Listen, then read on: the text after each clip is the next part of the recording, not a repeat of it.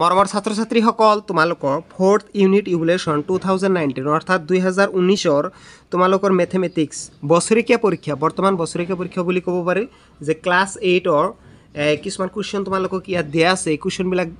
এনেকুৱা ধৰণৰ তলৰ প্ৰশ্নবোৰ বিকল্প উত্তৰসমূহৰ পৰা শুদ্ধ উত্তৰ বাছি উলিয়াই লিখা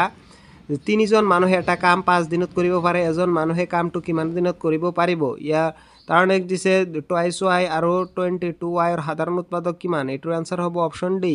তাৰ নেক্সট দিছে তোমালোকৰ যে x * x + a * x + b নিচিনা উৎপাদক থকা ৰাশিবোৰৰ সাংখ্যিক পদ হৈছে a * b তাৰ নেক্সট কোৱেশ্চনটো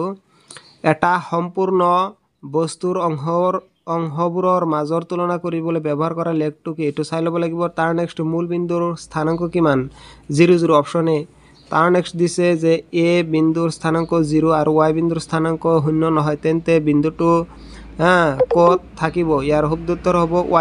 y অক্ষত থাকিব তাৰ নেক্সট দিছে এইটোৰ কোৱেশ্চনৰ आंसर হ'ব অপচন ডি n হৰণ ইমান হলে ইয়াৰ অপচন হ'ব ডি এতিয়া আমি তোমালোকৰ নেক্সট পেজ বাহিৰ কৰি আছো নেক্সট পেজটো এনেকুৱা আছে 8 নম্বৰ কোৱেশ্চন যে যদি 21y * 5 সংখ্যাটো 9 ৰ গুণিতক হয় তেন্তে y ৰ অংক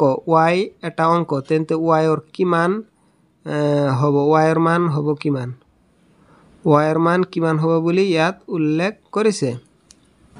যেহেতু গুণিতক বুলি কৈছে তেন্তে 20 y এটা অংক তেন্তে ইয়াৰ অপচন হ'ব 3 অপচন ডি কাৰ্টেজীয় পদ্ধতিত কোন উদ্ভাৱন কৰিছিল এটো তোমালোকে কিতাপত বাহিৰ কৰি লবা তাৰ নেক্সট দিছে দুটা অংক বিশিষ্ট সংখ্যা এটা উলিয়াই পোৱা সংখ্যাৰ লগত যোগ কৰিলে